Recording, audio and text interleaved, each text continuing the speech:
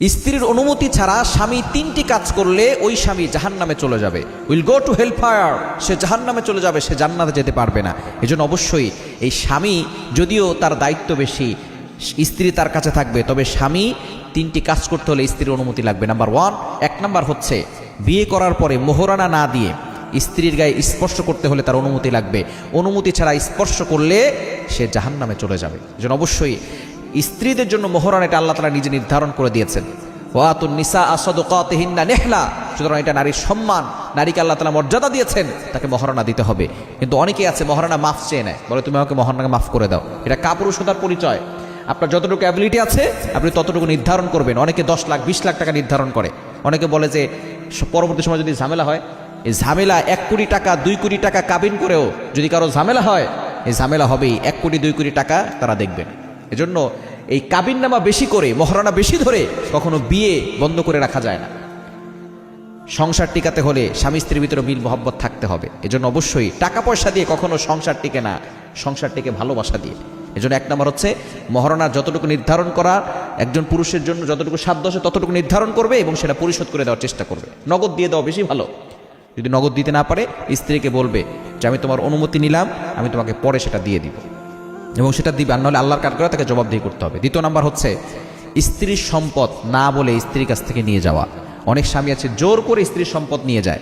স্ত্রীর সম্পদ, সেই স্ত্রী সেই সম্পদের মালিক, তার বাবা বাড়ি থেকে নিয়ে এসেছে অথবা তার কাছে ছিল। এই সম্পদ যদি কোনো স্বামী নিয়ে যায় তার অনুমতি ছাড়া, তাহলে ওই স্বামী গুনাহগার হবে, will go to hell fire, সে জাহান্নামে চলে যাবে।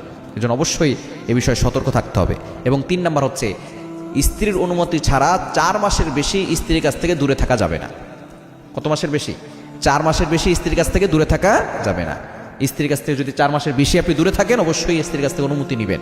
বিশেষ করে যারা বাইরে প্রবাসে চলে গেছে, অনেক স্বামীর এমন আছে 3 বছর 4 বছর পরে স্ত্রীর কাছে আসে। যদি আপনি দূরে যান, স্ত্রীর কাছ থেকে অনুমতি নিতে হবে, পারমিশন নিতে হবে যে আমি দূরে যাচ্ছি, তুমি আমাকে অনুমতি দাও।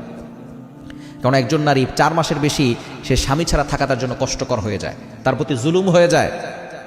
ওমর রাদিয়াল্লাহু আনহুর জামানায় এক মেয়ে এভাবে গান গাচ্ছিল রাতের বেলা। ওমর রাদিয়াল্লাহু আনহু সেখানে গিয়েছেন। যাওয়ার পরে দেখেন এক মেয়ে গান গাচ্ছে। তিনি সেখানে ঢুকেছেন। ঢুকার পরে বলতেছেন, তুমি গান গাচ্ছ কেন? বলে, আমার স্বামী যুদ্ধে চলে গেছে। বিয়ের পর পরে সে যুদ্ধে গেছে। আসার পরে ওমর রাদিয়াল্লাহু আনহু তাকে আবারও যুদ্ধে পাঠাইছে। ওমর রাদিয়াল্লাহু আনহু তার ভুল বুঝতে পেরেছেন যে তারও তো হক আছে। তিনি চলে গেছেন তার মেয়ের কাছে, হাফসা রাদিয়াল্লাহু তাআলা আনহার কাছে। হাফসা রাদিয়াল্লাহু তাআলা আনহা নবী সাল্লাল্লাহু আলাইহি ওয়াসাল্লামের স্ত্রী ছিল। ওমর রাদিয়াল্লাহু আনহু নবীজির শ্বশুর ছিলেন। হাফসা রাদিয়াল্লাহু আনহাকে জিজ্ঞেস করলেন যে মা, একজন মেয়ে কতদিন তার স্বামীর কাছ থেকে দূরে থাকতে পারে? তখন তার মেয়ে হাফসা রাদিয়াল্লাহু তাআলা আনহা তিনি এভাবে 4টা আঙ্গুল উঁচু করেছিলেন। তো এই 4টা আঙ্গুল দ্বারা কি বুঝিয়েছেন?